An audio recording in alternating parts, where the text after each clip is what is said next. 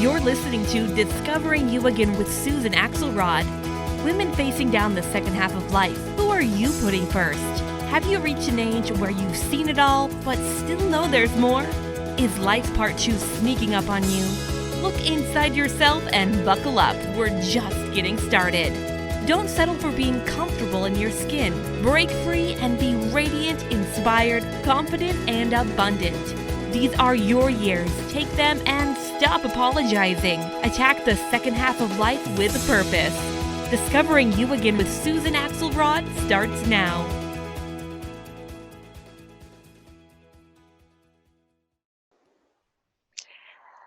Welcome, welcome, welcome to Discovering You Again with Susan Axelrod and my co-host, Dr. Pat. Hi, Dr. Pat. How are you today? Woohoo! Rocking it. Really good. How are you? Thank Good. goodness. You know, today is today and I'm loving it. Good, good. Friday is always a good day for me. I'm great. Thank you. Cool. Dr. Pat, today we are talking about money.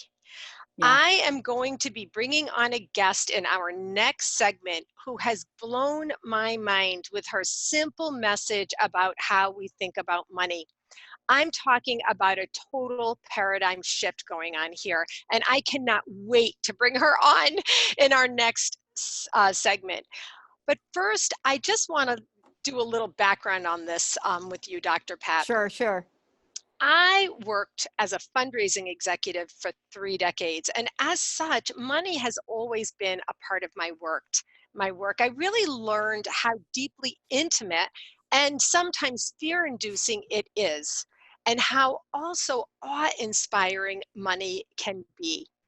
I've explored personally myself and studied prosperity consciousness for more than 15 years, and I broke through my own thoughts of scarcity, or what I sort of term never enoughness. And for full disclosure, I keep it real here. You know I do, Dr. Pat. I know you do. I do. I really did fight with my husband for many years about money.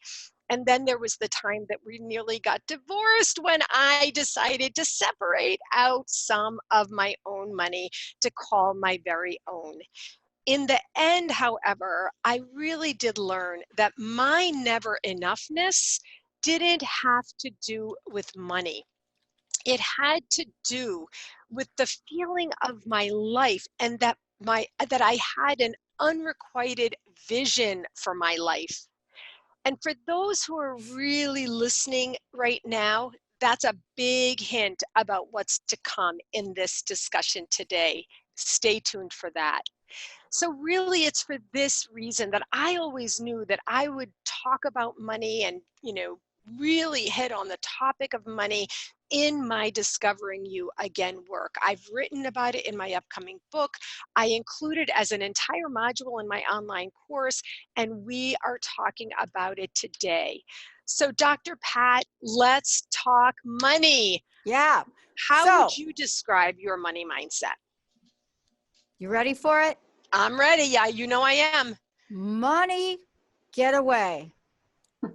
Get a good job with good pay and you're okay. Money, it's a gas. Grab the cash with both hands and make a stash. And I got to tell you, if Sean doesn't know what song I'm referencing, new car, caviar, star daydream. Think I'll buy a football team. Money, get back. I'm all right, Jack. Keep your hands off my stack. Money is a hit. Don't give me that do-goody-good BS. I'm in the high frequency first class travel set, and I think I need a Learjet. Money. Pink Floyd. But then they go on to say this, because this is really, you're asking me where my mindset is, and I want to break this down in terms of their lyrics. So then they go on to say money it's a crime. Share it fairly, but don't take a slice of my pie. Money, so they say, is the root of all evil today. But if you ask for a raise, it's no surprise that they're giving none away. away, away. Now, that's Pink Floyd. That song became very, very popular, not because it's the best song Pink Floyd ever wrote, because I don't think it is, but it's a song that hit the hearts of people at this time. Mm, It is a song that I think is relevant in the world we live in today, mm. right? Yes. Who is not thinking this? I'm in the high fidelity first class traveling set, and I think I need a Learjet. And if I don't get my Learjet, right, I am not feeling the mojo. Right. I mean, this is so true. Social media has really given these frames, just a frame. It's one frame, but it's given us this frame of understanding that people can travel in Learjets, and why can they and why can't I? So I'm on board with you there. Well, I mean, let's just kind of be really upfront about this because, if we're going to be completely transparent, people have asked me that are watching our political arena. They ask me, what do I think is the top issue? What are people talking about? What's the top issue? What are people talking about? And when I give them my answer, they look at me like, no, that isn't it. And so my answer is money. We're talking about money. We have political candidates that are talking about money. Let's tax the wealthiest. This morning, one of the candidates said, I hope that we can abolish billionaires. And then we're looking at somebody else getting in the race that is a billionaire. And so when we look at the top of our infrastructure of government here, and it doesn't, this is not party specific. Look at the whole range. One of the toughest conversations that's being had is about money. I can't raise the money. He can raise the money. Money, money, money, money, money, money, money. It is in our face. And it's in our face at the very infrastructure of who we are as a country. But is that so bad? Well, on the one hand, is that so bad?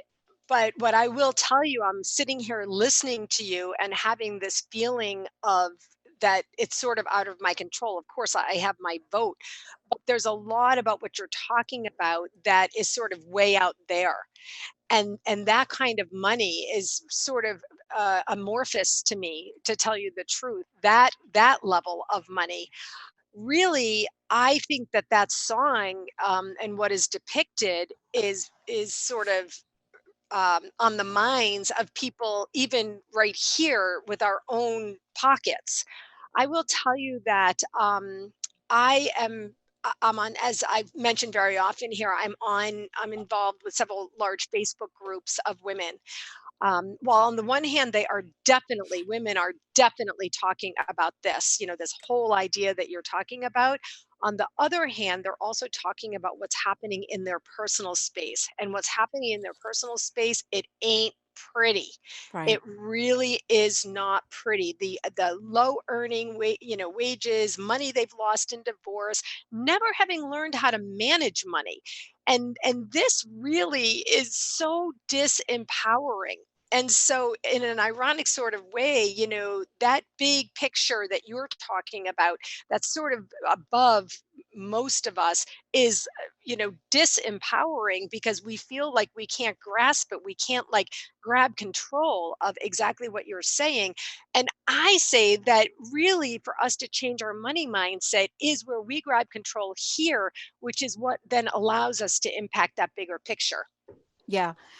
Um, at the heart of this, and I'm Hmm. sure we'll talk about it today, it isn't really about money because money is what used to be thousands and thousands and thousands of years ago.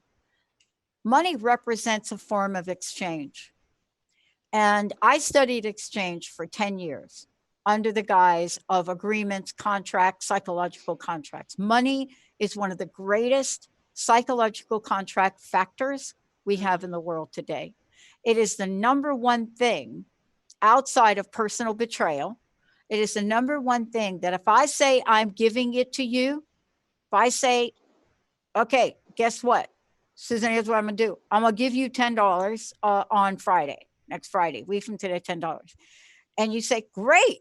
And Friday comes and I don't give you $10. I give you $8 because I have factored out the rate of inflation for the week. You're not looking at me like, oh, yeah, that makes sense. You're looking at me like, wait a minute, dude, you said you're going to give me 10. I don't have 10. And so underneath money is exactly what you talked about earlier. The arguments we get into, what's mine, what's yours. And by the way, I just hope we're clear today and say, Mhm. this isn't a show for me about sharing everything you have. It's about healthy boundaries around money for me, period.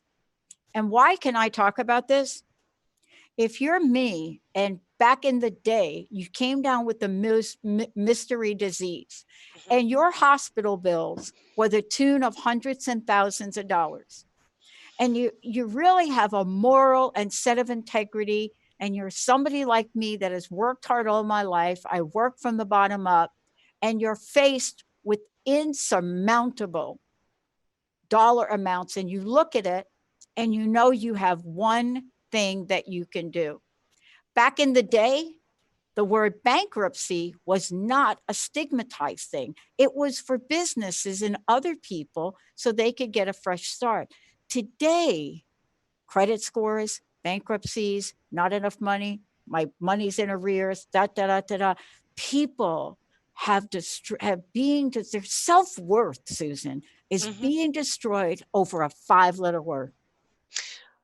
Let us hold there for 1 second. We're going to go to break and we are going to change this and transform this around by talking about vision, Dr. Pat. We are going to have a paradigm shift in exactly what you just said. And we're going to talk about vision with Joan Sharp. So thank you. Stay tuned. We'll see you on the other side of the break.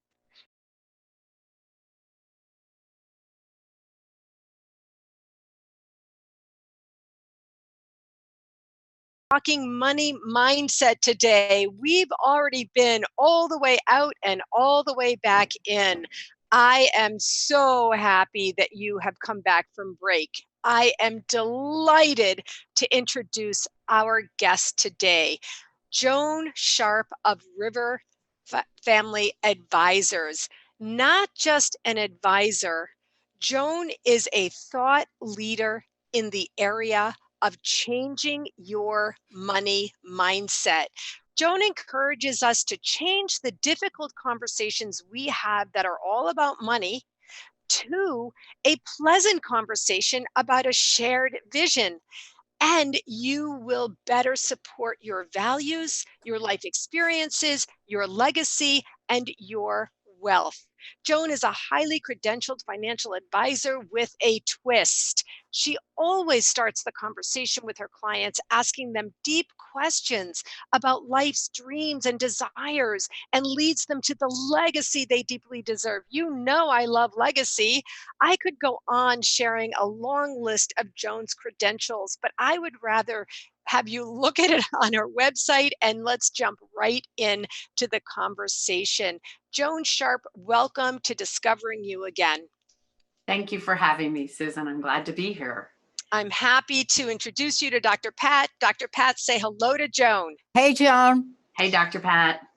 So let's dive in, Joan. I want to share something deeply personal with you.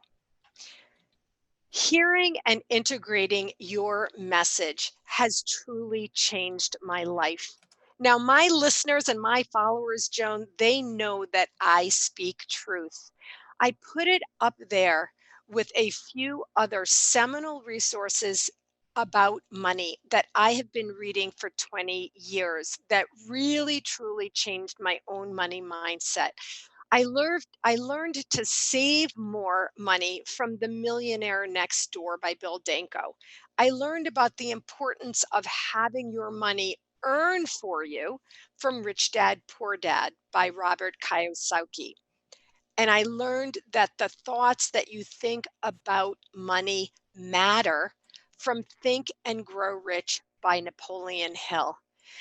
And then finally, I learned about prosperity consciousness from Frederick Lehrman. I honestly want to tell you that your message of changing the conversation from money to vision is up there on that team for me. So I want to ask you, can you please share with us how you came to this message? Well, so the message of changing the conversation from money to vision happened with several different things that happened in my life. But one real easy and notable one is I was working for a company and being transferred, and I made this change in the company because I knew it was going to be short term. And I had all my advisors involved with the sale of my house and moving. And my realtor came to me and said, "Hey, the people who are buying your house want to close 2 weeks earlier." And I'm like, "Okay." And she said, "Well, you might want to check with your accountant." And my accountant had been very involved with this move because the corporation was paying for my rent where I was going, and they were also helping to cover the taxes on that. So I called my accountant and I said, "Hey, the people who are buying my house want to move the closing up 2 weeks. What do you think?" And she said, "No problem." I was already moved out. 2 years later, I paid capital gains on that house because by moving it up 2 weeks, I stayed in an old tax law versus the current tax law we are in houses now. If I had waited those 2 weeks, I would have never paid capital gains on that house. And I asked my accountant, why? And she said, "Well, I just assumed that you would buy another house within the 2 year time frame." And I'm like, "Why didn't you talk to me or ask me what was going on?" My intention and vision was to do this job for a while, and then I was going to move on to something else. Even the corporation was having me live there temporarily because they were paying my rent, right? And covering my taxes. Mhm. And wherever I moved, I always lived there for 6 months before I would buy something. So she didn't ask me my vision or plans. And I saw this happening a lot and knew there had to be other people around. And I realized that more people have conversation about the money than they do what they're thinking or what their expectations are or vision. And I have an example. How many of you have had this conversation with a friend or a partner that says, "Hey, let's go to the islands"? And that person says, "We can't," or "I can't afford it." And actually, they may be thinking, "I can't take a week off." And you may be thinking 3 days. So that conversation dies, ends, and there's unsatisfaction. Imagine if the person had come back to you and said, "Well, what are you thinking? I can only take 3 days off." Or what if you said to that person, "Hey, I kind of want to get away from everything for several days. What about the islands?" And then that person can say, "I can do 3 days and I'm not sure the islands is where I want to go." Imagine having continual conversation versus an abruptly stopping. I mean, Joan, that that example resonates with me, as you personally know. I want to, I'm just gonna be real here again. I want to share with people my own personal example after I've been listening to Joan and learning about the idea of changing your conversation from money to vision. I myself was talking to Joan about the idea of going on a vacation with my husband, and I was talking about being a little, a little stuck around that. And Joan asked me one simple question. It wasn't a big question, it was a quiet question. She said to me, "Susan, have you shared your vision of going on vacation with your husband with him?" Of course, I was like, even though I knew about this message from Joan, I had not done that. And when I did that, I said to my husband, honestly, the truth is, I said, what I really want to do is be on a beach and like have downtime. We're working so hard. And, we do have the money saved. And I'm not trying to say he was blocking, oh, we can't afford it or anything, but everything basically became unleashed. and flowed when I changed the conversation from money to vision.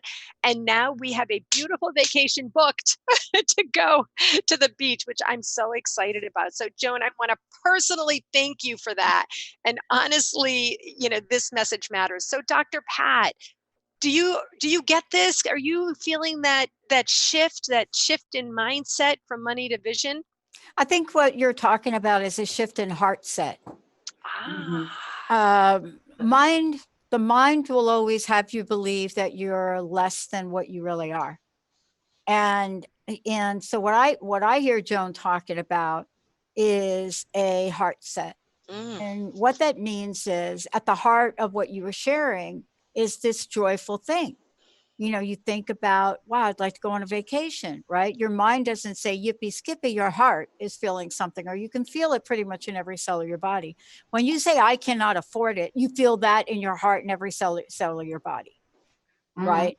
Yes. But what I love about what you're saying, Joan, is that Herbert Benson said this a long time ago. The number of connections we have in our brain, this is how many we have. So every time, Joan, when you're talking about this and you're saying, I can't afford it, you can energetically feel the audience. Yeah. And that gets in to all of the connections and gets embedded in our heart and gets embedded in our consciousness. And here's the thing that we're dealing with. If that can make it in, so can I have an enormous vision for my life that's going to do great things in the world. And each and every one of us that is putting it together will be paid well for it. And even when people set up nonprofits, they set up the nonprofit, and just the term nonprofit is such a misnomer. Think about the big nonprofits in the world. Alcoholics Anonymous makes a lot of money. They are a nonprofit. Look at the churches. Look, money. It's money. But what is the difference? They don't say, oh man, making a lot. They say, we're saving lives, right? We're bringing water to people in Africa that don't have clean water. The two dudes that are cleaning up the ocean, yet they're out there saying, hey, guess what we did? We're selling little bracelets, and guess what? We now have a new machine to clean up the oceans, right? Doesn't that sound different? That, geez, I'd like to clean up the oceans, but dang, I don't have any money to do that. They're sharing the vision with you, right? Yep. And you are buying into that vision, right? So corporations do this all the time.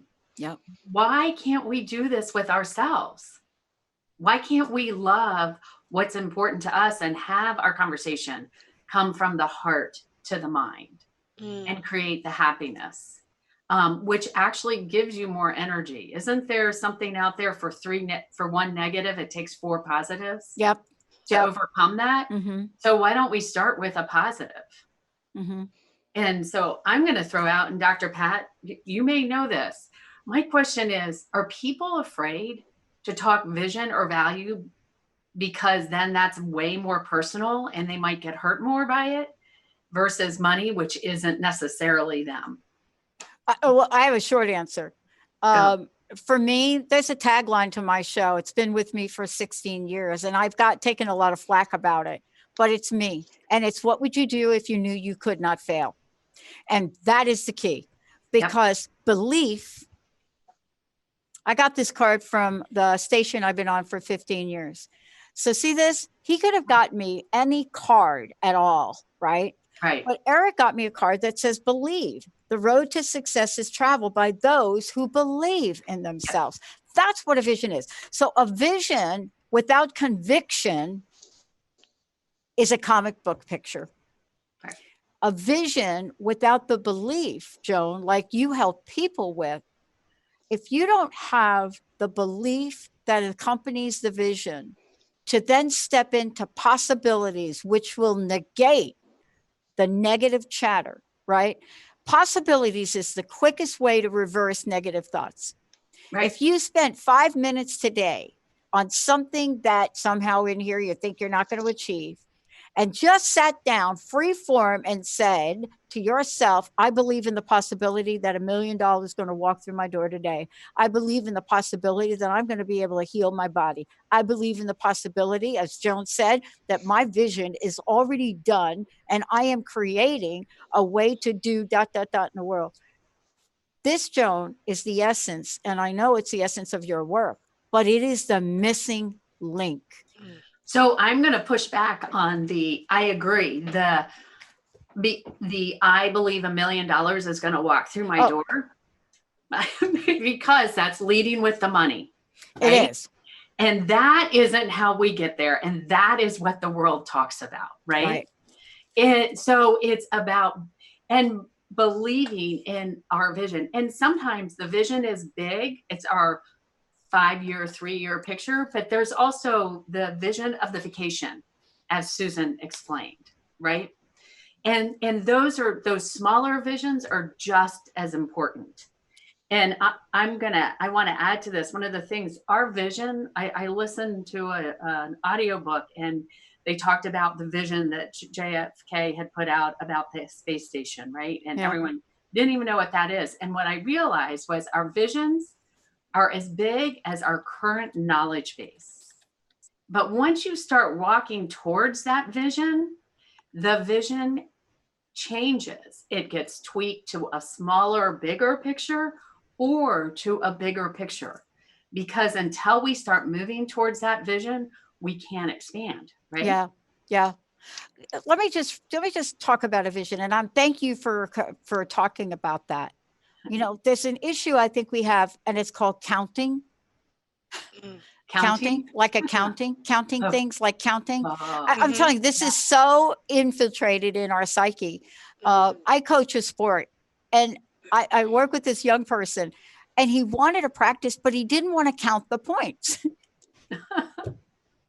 He didn't want to count the points, but I think this is what you're talking about. And I'm going to end here. Women's rights means perfect equality for women in everything and every place, equal freedom and franchise in the government, equal chances at play and work, equal powers in church, society, and the home, never being treated as a child or inferior, always as an equal, responsible human being. That's a vision that was stated by Susan B. Anthony. And you couldn't take her off her game, not for not having money to support her vision, right? You understand? Not for being told she couldn't. But this is really where I think you come in, because I think for the most part, we don't quite understand how to articulate a vision. Susan? You know, Joan, I'm going to step in when we talk about how to articulate a vision. Look, I love what's going on here. I'm taking some notes as we're talking. I really just wanted to really touch on that thing that Dr. Pat said earlier about, you know, Joan, you're feeling that energetic shift or that energetic breath in an audience, you know, when you speak to people. I know it happened to you when you spoke to my group, you know, 2 times recently. And so I do believe that we are hitting on something here. Articulating a vision, I just loved what you just said, Dr. Pat, about that big vision that Susan B. Anthony had. That's like, you don't move from that vision. That vision is organic, it's divine. You know, for her, it was divine. It was her guiding star, her true north, and there was only that vision, and there was big movement, you know, towards that vision as guided by that vision. We're also needing and wanting to bring it in for, you know, what I call regular people to have the experience. Joan, correct me if I'm wrong, but I was thinking I was hearing you say, and I've experienced this myself, that the more experience and then success we have with setting these visions for ourselves and achieving these visions is moving along the way of towards the ability of that bigger vision of which you just spoke. Is that? Yeah, well, when you have the small success, Susan, as you did. Yeah. And that's why starting, you know, with it's the conversation. You just had that conversation about vision instead of money. and you actually had an enriching, beautiful conversation. So it is a way of changing almost every conversation, of sharing. And to Dr. Pat's part about the counting, I will say there is the technical side, our analytical side, right? And there's our personal side. And that young man felt more comfortable on his personal side than his analytical for whatever reasons in his life. But we have to put the breath between the two because the two coexist in reality, and for us to move forward on the analytical and the personal. And we live our lives in every part, and especially when we have money conversations, is with them separate and not overlapping. And so if you start those vision conversations smaller, have your bigger one, but also with each step and the smaller things that happen in life, it helps move it forward. Yes, and give confidence. Don't we automatically get confidence when we have success? Yes. Yes, we do, says the confidence coach. Exactly so. And I love you're bringing us back and reminding us, Joan, about the conversation. So what's happened for me in the last 6 to 12 months that I've been hearing you, listening to you, trying to integrate and apply is I'm applying this way beyond money. I'm like, talk about the vision, people. For anything that you want to get done, talk about the vision. And so, but as with regard to money, you're reminding us about the piece that's important in your thought leadership message. Change the conversation from money to vision. We are conversing, people. We are conversing with each other, not texting, not emailing. We are conversing interpersonally as humans with each other. And so in these personal conversations that you're having about things that are deeply personal, like money, we want to remind you and help you to understand there is beauty, benefit, and breadth. And as Dr. Pat told us earlier, joy in finding that shift in heart set to have a conversation about what you want to do, why you want to do it, how it could get done, not just what it's going to cost. Well, and I'm going to add to this because of the Learjet example Dr. Pratt brought in earlier, and this is perfect. Is that really who you are? And yes, it could be a dream to do it one day, but you've got to look at the resources and what you have now, and how is that Learjet going to represent you, right? And sometimes I'm going to say, maybe when you create a vision, you have eventually, I want to go on a Learjet. It may not be that you own it, but you end up meeting or working with someone that has one, and you end up on that Learjet. Okay. It isn't, but that shouldn't be the picture, because do you want that Learjet to be what people remember you for? Because part of this vision and how you show up is how you want people to remember you. And I'm going to add here, people do these changes when life changes, right? When you have transition, disruption. I'm going to push back and say, why don't we start doing this while life is in the calm? Even though you may be afraid of rocking a boat, isn't it easier to rock a boat while things are calm and you can steady it than when things are already all crazy and turbulent, than trying to then change the conversation? Start doing test conversations about vision.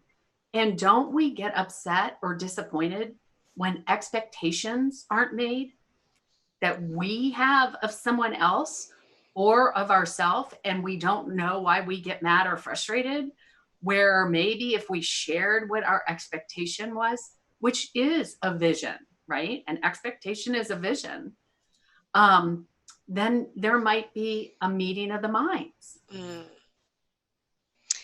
I'm just loving this. Dr. Pat, you've made reference before to the crowdfunding thing and what that's all about. I'm not sure, but whatever it is, I just want to I hope that you will begin to even transform your own mind, or not that I'm not saying that you're not, but about really communicating that vision.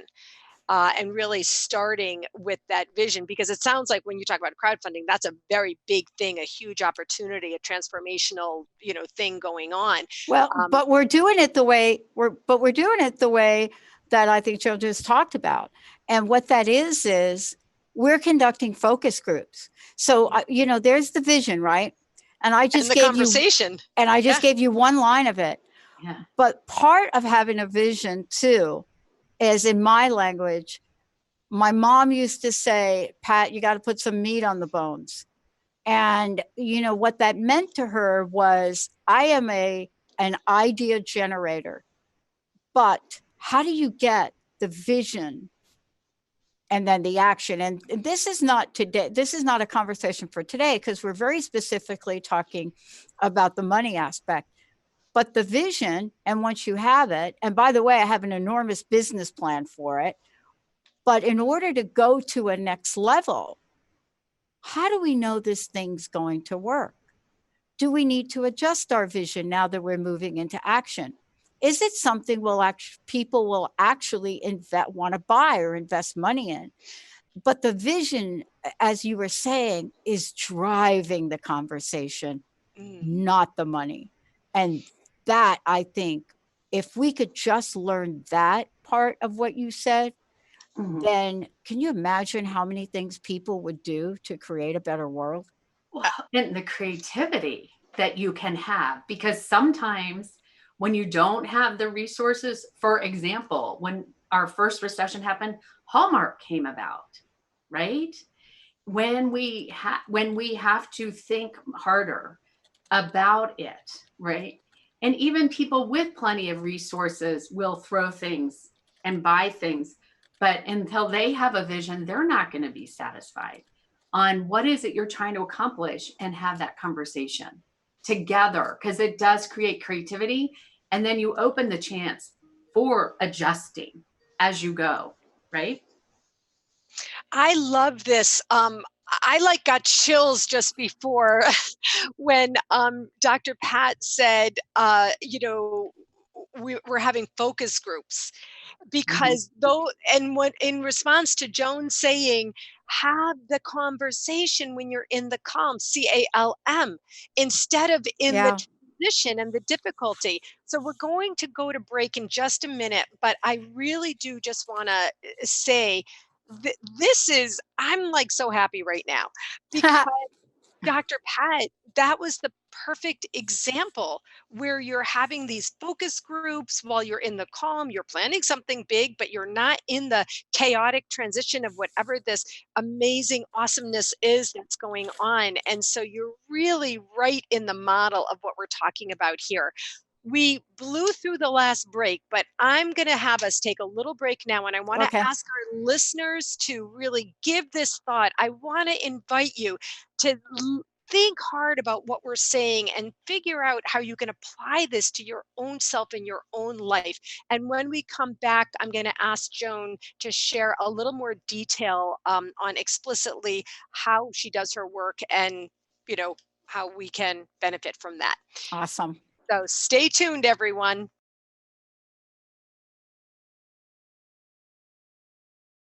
Welcome back. I am loving this conversation. Honestly, multiple times while listening to Dr. Pat and Joan Sharp, I am getting chills, because I do truly feel that this is transformation happening right here.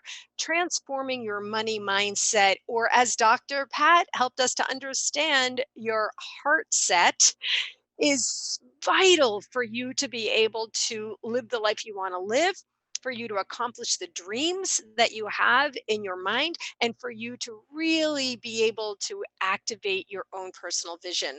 Joan Sharp from River Family Advsors is our guest, and we're talking changing the conversation from money to vision. Joan, thank you so much. This has been so fun. I would like to ask you if you can tell us about the methodology of your work. Tell us about your circle group conversations. Tell us your own vision for this work. I can't wait to hear. Yeah.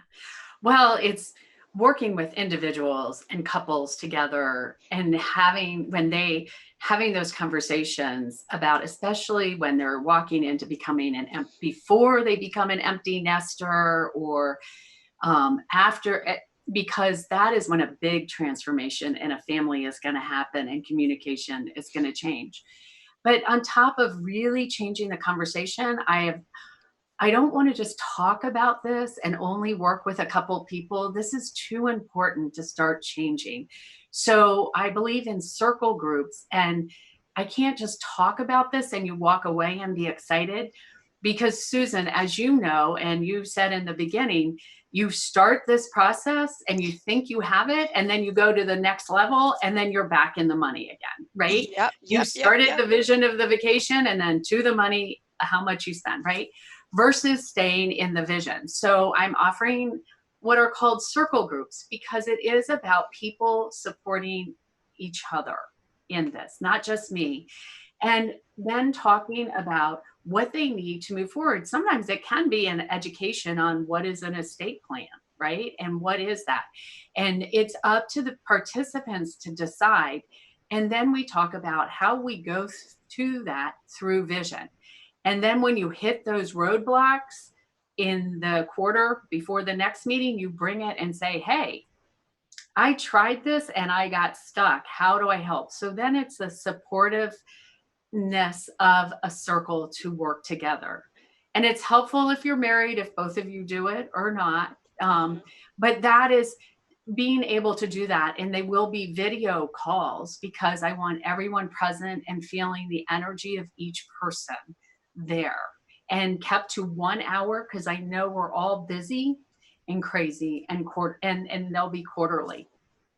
So I'm hearing you say they'll be quarterly over the course of a whole year, so that you really have support from each other. I'm hearing you say how important it is for people to show up, to really engage in this thinking and discussing process. I'm hearing you say that your circle group conversations are going to be people supporting each other, sharing with each other and listening to each other. And of course, the nature of a circle conversation, in case people are not aware, is that you're creating this safe space for people to speak freely and honestly, possibly from a vulnerable place, when after all, anything around money really is, a little bit vulnerable for some people.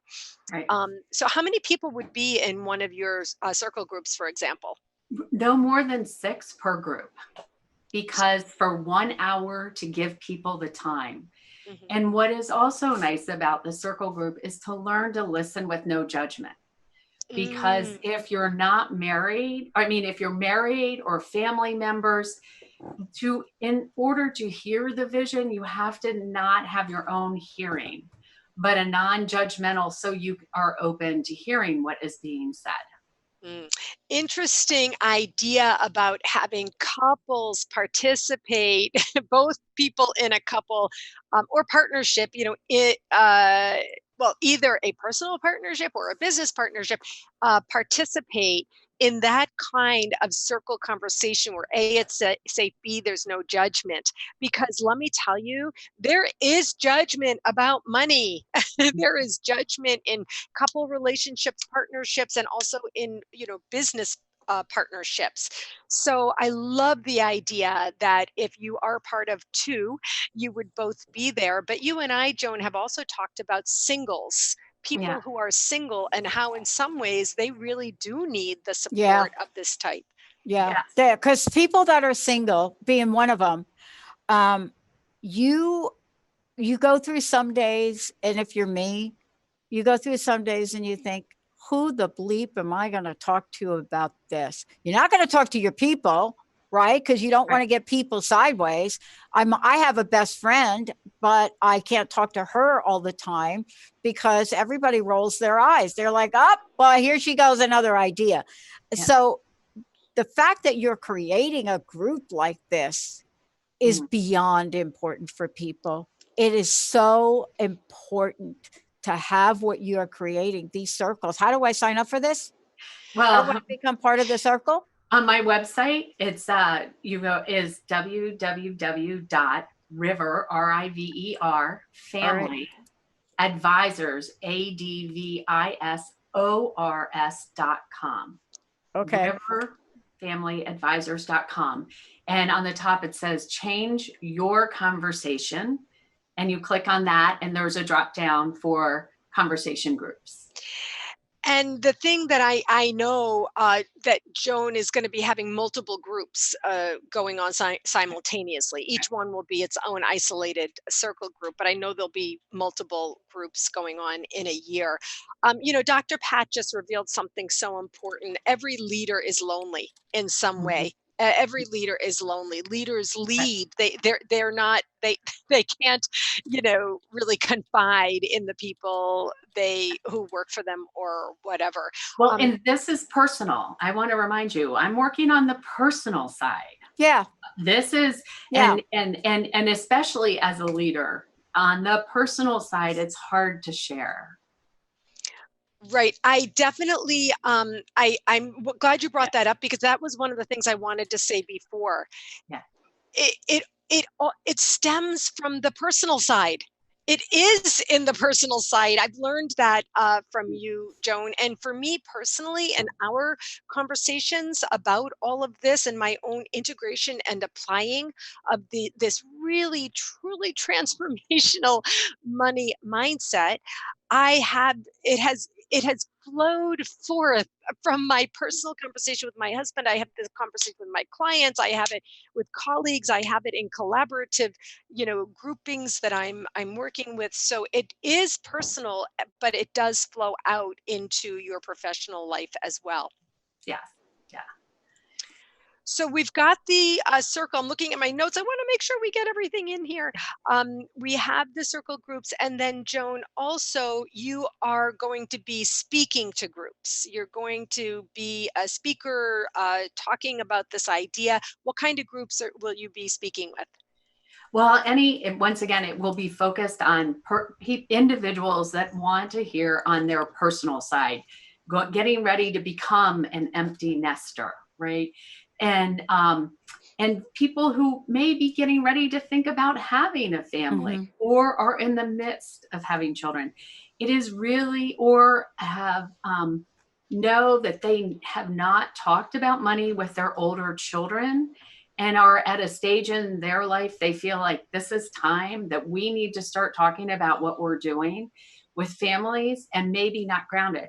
And anyone's, before you sell a business or thinking about selling a business, you and your spouse, especially if you're married, and even if you're not, because really, if you're not, Dr. Pat, I'm single too, you need someone. What is my life going to be? Who am I going to be moving forward? And I have to say, starting these conversations 3 to 5 years in advance are helpful, because your mind has always been so wrapped in one way.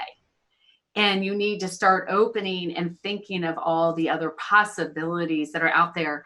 And it usually doesn't. I have someone I worked with, we worked together at least 5 or 10 years starting to write the vision of what the next stage of life would look like. And there was education involved and stuff. So it's individuals that really know something is gonna be coming, and they want to be proactive and prepared. Joan, we have just a few, less 1 minute. I want to invite you to read the River Family Advisors impact statement, so you can really help, further elucidate. This is why I am called River Family Advisors. We all come from a lake at the top of a mountain, one family. We start a journey as the river. The rocks serve as natural filters to filter out family stuff. There is transition and change. And like a river, we leave our mark carving it out every day. It becomes our legacy. In the end, we join the lake at the bottom of the mountain.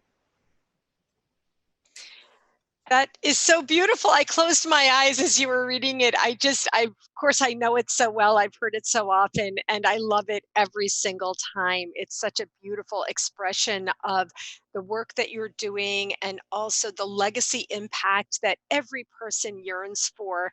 And so thank you so much. Joan, I want to thank you so much for joining us today. This Discovering You Again discussion is that this topic is so relevant to our listeners. Women in the second half of life, this is on their mind. This is what we're thinking about. These are the dilemmas we have, the problems that we have. And I am just delighted to really have you as a guest on our show. And I will look forward to staying apprised and staying tuned to what it is that you're doing. Dr. Pat, thank you so much for this conversation today. I've always loved seeing you. Any parting words from you? No, I think that Joan has said it all. Thank you. Well, folks, that's it for today. We will see you next time on Discovering You Again podcast with Susan Axelrod and Dr. Pat. Awesome. You've been listening to Discovering You Again with Susan Axelrod on Transformation Talk Radio. Thank you for tuning in, and be sure to catch us next month as Susan Axelrod helps answer that burning middle-aged question, what now? Get ready to dive in and be radiant in your skin. Connect to a dialogue of fun, encouragement, and new ways to tackle your future.